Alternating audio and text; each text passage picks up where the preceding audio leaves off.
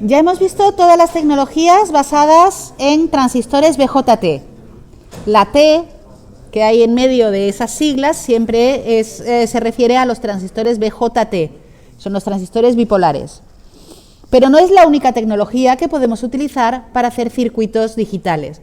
Los circuitos digitales, dependiendo de cuál es nuestra intención, cómo los vamos a utilizar, podemos construirlos sobre la tecnología TTL o sobre la tecnología MOS.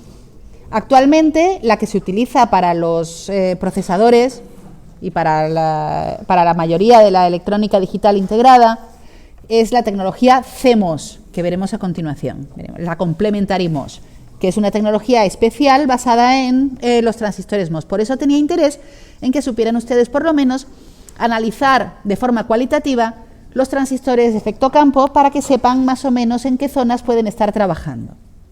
Esto sería lo que acabamos de ver en tecnología BJT. Y esto sería lo equivalente en tecnología MOS, todavía haciendo la carga a través de una resistencia. Sería como el equivalente a la RTL, pero en MOS. En este caso vamos a hacer un análisis muy rápido de qué es lo que le está pasando a este transistor. Este es un transistor de canal N porque tiene la flecha hacia adentro. Eso quiere decir que con tensiones altas, cuanto más alta sea VGS, mejor conduce. Está diseñado de tal manera, no sé por qué se ha marcado eso, está diseñado de tal manera que cuando conduce va a pasar directamente a la zona lineal, a la zona que equivale a saturación para un BJT. Es decir, va a conducir directamente con baja impedancia en esta dirección. Eso quiere decir que si circula una corriente relativamente alta I sub D, entonces la tensión en este punto va a ser muy parecida a la tensión en este punto, que es 0 voltios. Tensión alta a la entrada, tensión baja a la salida. Tensión baja a la entrada, no conduce, está en corte, tensión alta a la salida. Es decir, su funcionamiento es exactamente igual que el de un inversor basado en BJTs. Es un inversor. Para tensiones altas nos da salidas bajas y para tensiones bajas nos da salidas altas. ¿Qué ventaja tiene sobre los BJTs? Pues básicamente que la corriente de entrada a la puerta es nula. ¿Se acuerdan que nosotros siempre decíamos que la I sub B de un transistor BJT es muy pequeña, en el caso anterior, pero que la I sub G de un transistor MOS es aproximadamente 0? No es muy pequeña, es que es prácticamente 0. Lo cual quiere decir que si yo quiero utilizar este transistor para guardarme un nivel lógico, yo voy a necesitar una corriente que esté circulando en esta dirección, pero no voy a necesitar consumir corriente en esta dirección. El nivel lógico a la salida se me va a mantener igual a la salida sin necesidad de consumir a largo plazo. Eso se llama bajo consumo en estática. Si yo lo dejo en un nivel fijo, tiene muy bajo consumo, y eso es muy interesante, por ejemplo, para las memorias. Yo no quiero que para guardar un dato no necesito estar permanentemente gastando potencia, el dato se queda guardado, ¿vale? Sin embargo, como este es un transistor que funciona con llenado y vaciado de unas capas relativamente grandes, lo que sí va a tener va a ser muchos efectos capacitivos.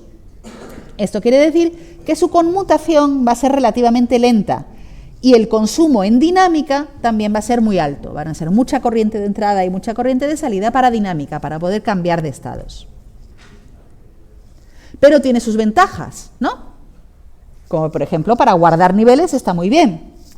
Entonces vamos a intentar desarrollar una tecnología que coja esa ventaja de que la corriente de entrada no es alta, que la corriente de entrada es prácticamente nula, y que permita guardar los datos sin que la línea vertical esté gastando corriente.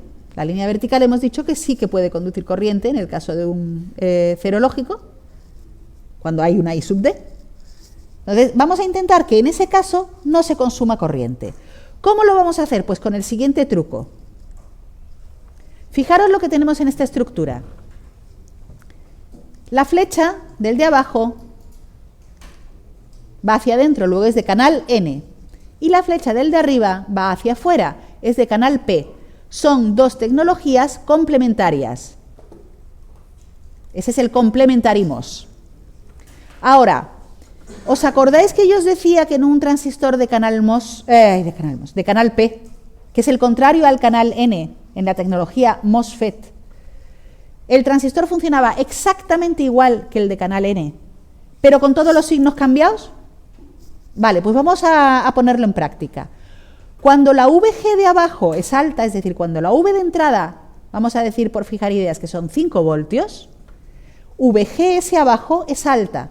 Este transistor conduce. Esta tensión será parecida a la de abajo. En el caso anterior, cuando tenía una resistencia aquí arriba, eso significaba que había un consumo de corriente. En este caso, fijaros, la tensión de entrada es alta.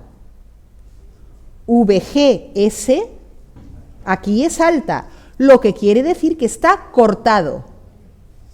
Si está cortado, por esta rama no está circulando corriente. Es decir, he conseguido que aquí haya un nivel bajo sin necesidad de que por aquí arriba haya un consumo de corriente. Las memorias RAM están construidas así.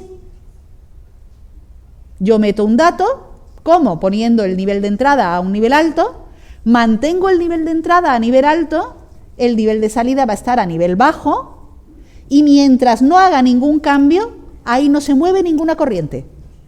Y si no se mueve ninguna corriente, no necesito gastar potencia. Todas las memorias RAM, que son las que funcionan cuando el ordenador está encendido, mantienen los datos prácticamente sin consumo de potencia. Eso sí, como yo cambie del 0 al 1, del 1 al 0, como haga una conmutación, ahí sí que entran y salen muchas corrientes por estos terminales, para cargar y descargar, y por estos también, para cargar y descargar las zonas que me están manteniendo los niveles lógicos. Así que os voy a explicar cómo se construiría una puerta NAND y una puerta NOR. Ya tenemos un inversor, pues vamos a ver una puerta NAND.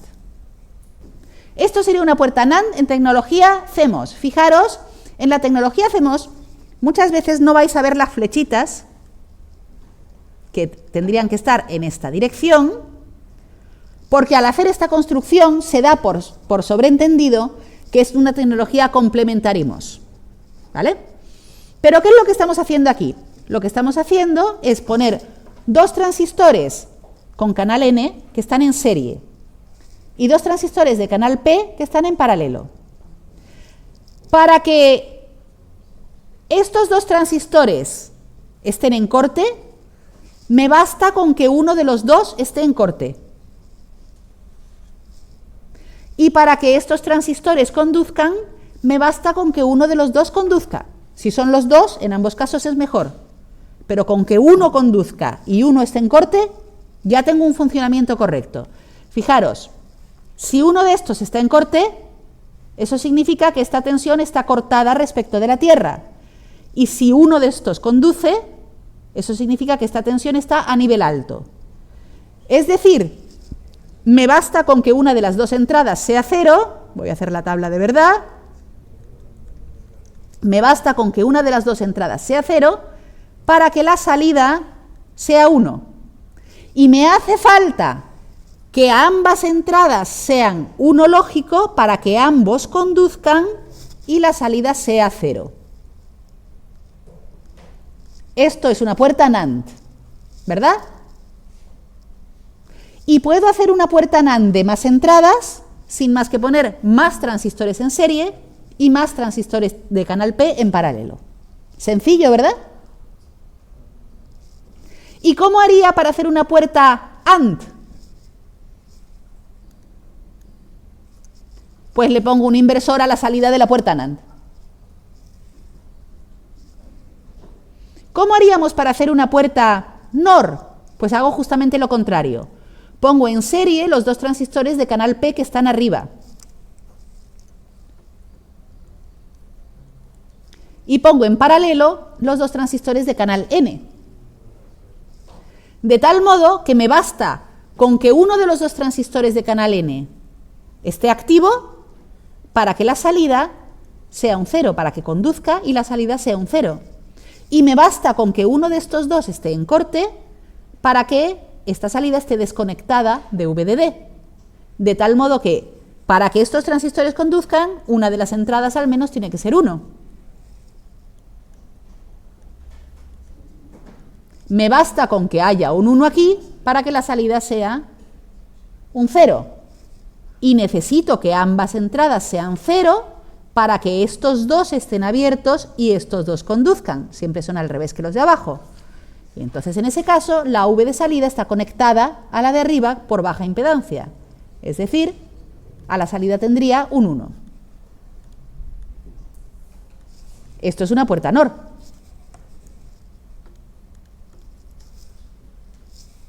¿Y cómo hago para construir una puerta OR? Le pongo un inversor a la salida. ¿Vale? Es la misma lógica que teníamos con la tecnología TTL. Es más fácil construir puertas NAND y puertas NOR en ambas tecnologías que puertas AND y puertas OR. La única transformación que hay que hacer entre unas y las otras sería convertir la puerta NAND en AND a través de un inversor y la NOR con un inversor también en una puerta OR. ¿Alguna pregunta?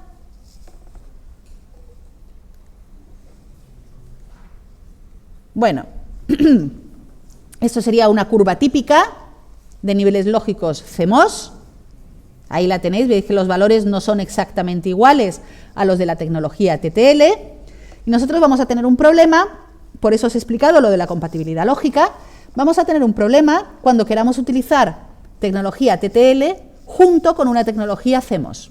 La tecnología CMOS, os recuerdo, para mantener valores en estática está muy bien, bajo consumo de potencia, pero para dinámica, para conmutación, va a consumir mucha potencia y va a tener ciertos retrasos, ¿no?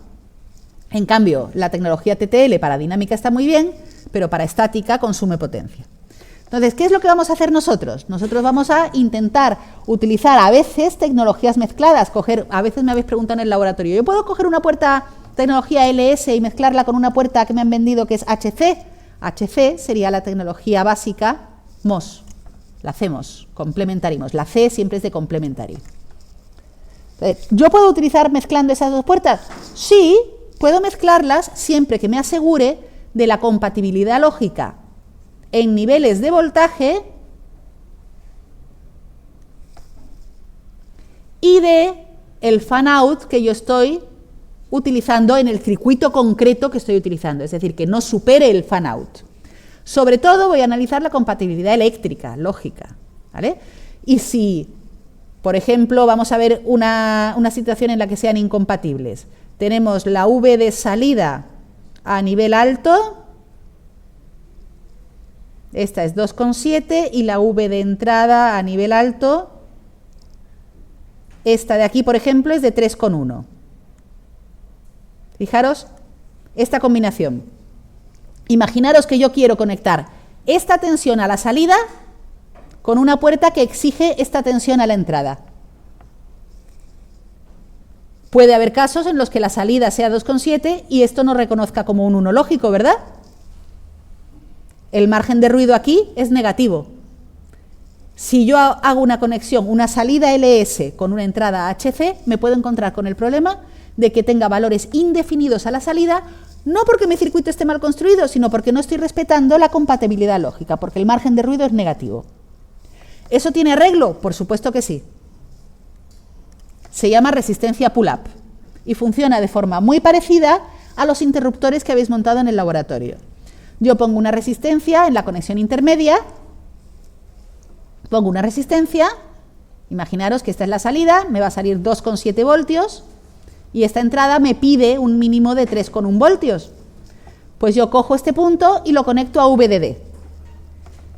Cuando la salida esté aquí a nivel alto, como aquí hay una resistencia pull-up, la tensión que hay aquí va a hacer como una especie de divisor de tensión con la resistencia de salida de este circuito y me va a elevar un poquitín el valor de la tensión de salida, de forma que llegue al mínimo que yo requiero para la puerta siguiente. En cambio, cuando aquí la tensión de salida son 0 voltios, esta resistencia pull-up va a ser muy grande en relación con la resistencia de salida para saturación, para la salida de 0 voltios. Con lo cual, aquí se va a mantener a 0 voltios a la salida. ¿De acuerdo? Entonces, es una resistencia que tira un poquito de la tensión hacia arriba a nivel alto, pero que a nivel bajo no es suficiente para tirar hacia arriba de la tensión. Y con eso reacondicionamos la señal para entrar en la siguiente puerta. Es una construcción que se debe evitar, pero que si no hay más remedio que mezclar tecnologías, que sepáis que posible es. No nos vamos a meter en detalles de calcular exactamente cuánto vale esa resistencia pull-up. En este caso, pues vamos a dejarlo ahí, simplemente que sepáis que existe esa posibilidad. Fijaros cómo el consumo de potencia es típicamente muy inferior al de las puertas TTL, porque aquí el consumo de potencia que se da suele ser el consumo de potencia estático.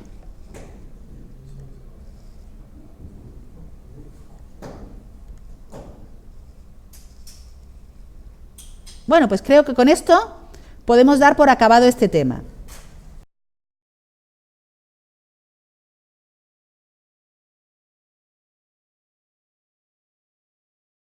Lo he copiado aquí, el apartado C. Y ahora le doy la vuelta. Y ahora voy a escribir aquí, esto eran 5 voltios, ¿verdad? Más 5 voltios. Y ahora, y estos son 0 voltios, vamos a ponerlo a la derecha. Y ahora, VB ¿es positiva o es negativa? ¿Es negativa? Está en corte. ¿Vale? Este está en corte y este también. Lo que pasa es que está colector común y hay que hacer el análisis distinto del anterior. ¿Y este?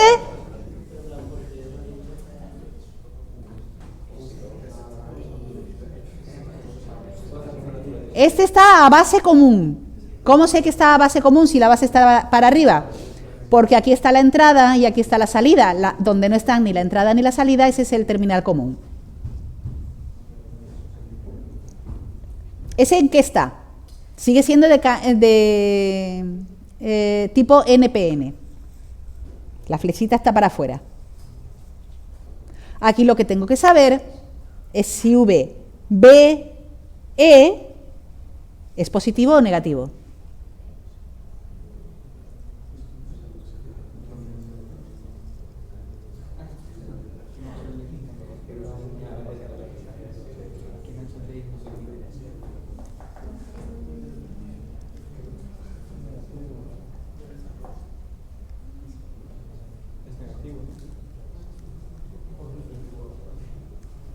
Aquí.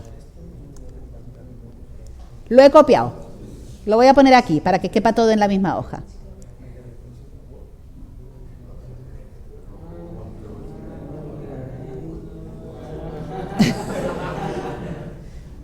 Tenéis simplemente un problema de cambio de perspectiva, ¿eh?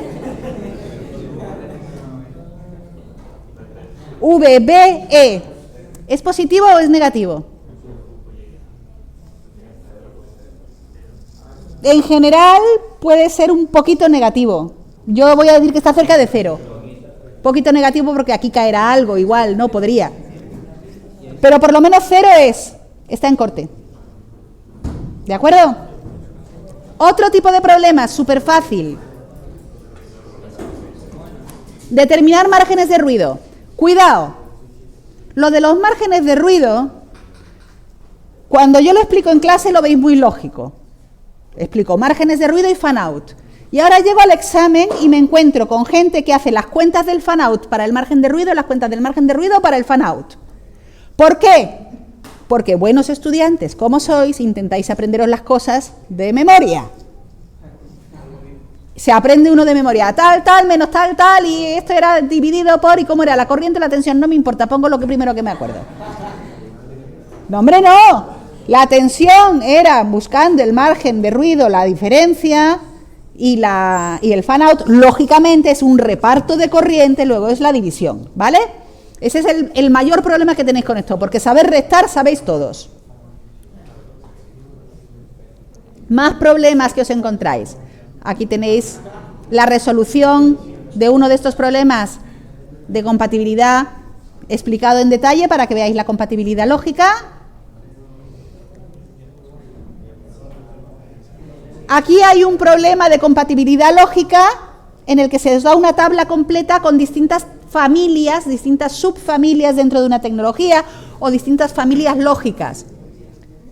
Aquí la dificultad está en no liarse, en acordarse de que yo tengo que relacionar el nivel alto a la salida con alto a la entrada y bajo a la salida con bajo a la entrada. No cambiemos de orden los subíndices, ¿vale?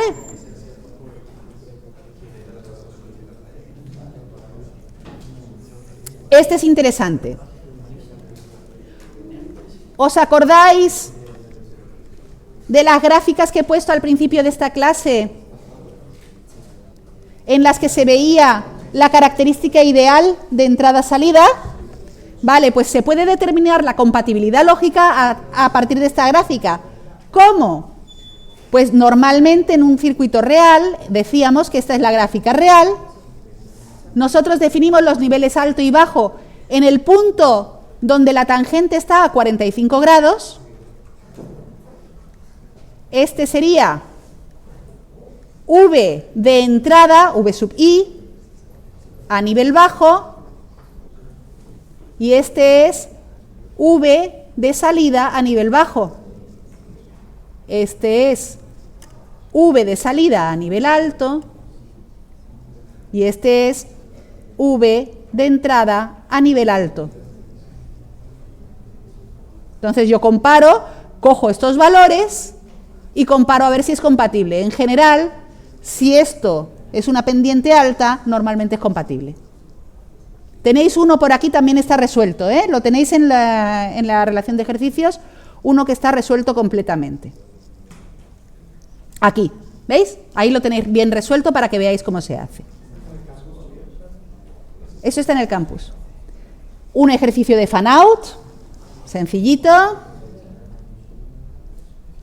Ejercicios de retrasos. Si yo tengo varias puertas lógicas enlazadas, yo puedo prever dónde va a estar la salida y cuándo. ¿Cómo? En cronogramas como este. Voy a ponerlo más ampliado. En este cronograma se han añadido flechas para que se vea de qué entrada depende cada una de las salidas, para facilitar, no para liarle, sino para facilitar. Por ejemplo, D0 influye en la salida general. El retraso de D0 es este de aquí, la salida respecto de D0. ¿Por qué? Porque en el circuito que hay en la página anterior probablemente, aquí está,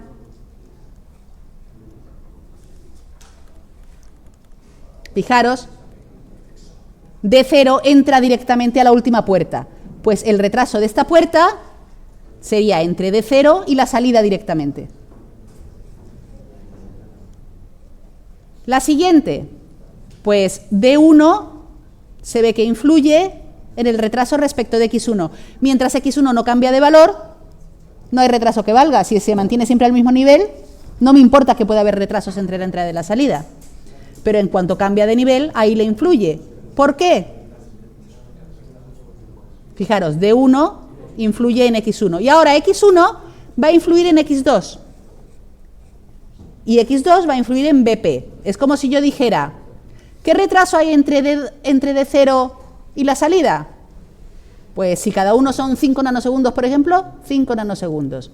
Y en este tiene una carrera, esto se llama una carrera, tiene una carrera más larga, que sería 5 nanosegundos, 5 nanosegundos y otros 5 nanosegundos porque tiene varias intermedias. Pues por esa vía hay 15 nanosegundos de retraso. Y por D3, 5 más 5 tendría 10 nanosegundos de retraso. Dependiendo de qué señal depende el cambio de la salida, el retraso será de 5 nanosegundos nada más o puede llegar a ser de 15. Y eso se representa en un cronograma como este. Este es solamente que se sienten ustedes frente al cronograma y analicen en cada uno de los cambios por qué ha cambiado y por lo tanto cuánto retraso va a tener. En este ejercicio, yo he puesto 5 nanosegundos, en este ejercicio cada retraso individual del enunciado son 10 en lugar de 5, ¿eh? No se vayan a equivocar en eso. Y ahora sí, esto es todo. como todavía, ¿qué hora tenemos? 46. Como hemos terminado, he corrido mucho, y hemos terminado un poquito antes de lo que teníamos planificado. Quería aprovechar para hacer dos cosas. Lo primero, yo tengo tutorías, en el horario de tutorías, hasta el día del examen. El propio día del examen no, pero hasta antes del día del examen. Pero el día del examen creo que cae en un miércoles o un jueves, ¿no? Un jueves. Entonces, yo les animo a que vengan al horario de tutorías, vengan con todas las dudas que les haga falta. Tienen problemas para resolver y para practicar, todos los que quieran y más en campus virtual. Tienen ejercicios para cada uno de los temas y recuerden que tienen también algunos ejemplos de tipo de examen en la página principal. Les recuerdo que yo las tutorías, desde hace 2 o 3 tutorías creo, he empezado a hacer las tutorías en lugar de en un papel, en la pantalla. De tal forma que los garabatos que ustedes se llevan siempre con tanto cariño cuando les hago la tutoría, que San Pedro se las bendiga, porque no sé cómo entienden los garabatos que yo hago sobre el papel, pues voy a intentar ser ordenada y resolver las cosas de forma que se entiendan bien, porque los estoy colgando. Sin decir quién es el culpable de haber preguntado, por respeto a su privacidad, pero sí que estoy colgando las respuestas. Si miran en el foro de tutoría virtual, si no me equivoco, he colgado ya por lo menos 2, no recuerdo si 3, pero por lo menos he colgado 2. Entonces, cuando vengan ustedes a tutoría, la voy a colgar. Por un motivo, para ayudarles, lógicamente. Pero el otro motivo es porque uno de los principales problemas que tienen ustedes ahora, alumnos de primero, es que piensan que los problemas que tienen para entender la asignatura los tiene cada uno de ustedes en su casa, aislado, individualmente, y los demás no lo tienen. Quiero que vean que los demás preguntan las mismas cosas que ustedes están dudando. Que no pasa nada por venir a mi despacho, preguntármelas y decirme, es que no me he estudiado todavía el tema 3, no me importa. Entonces, sean inteligentes. Las cuestiones cortas son cuestiones cortas. No están pensadas para resolverlas como problemas. Por lo tanto, si no se les ocurre a la primera la solución, déjenla. Pasen a la siguiente, pasen a la siguiente, pasen a la siguiente. Que se quedan muchas en blanco, no importa, al final del examen pueden volver sobre ellas. Aborden por lo menos 2 problemas. Ya les digo, esto no es ninguna promesa ni ninguna regla escrita. No es que con 2 problemas se apruebe y con 1 no. Es que normalmente, si hacen un problema perfecto, si son 3 problemas, son 2 puntos por cada problema, un problema perfecto son 2 puntos, los 4 puntos que quedan son de cuestiones cortas, muy bien tienen que ir las cuestiones cortas para llegar al 5. Necesitamos 3 puntos en las cuestiones cortas y eso no pasa, ¿vale? Pues eso es todo, mucha suerte en vuestro examen de MATLAB.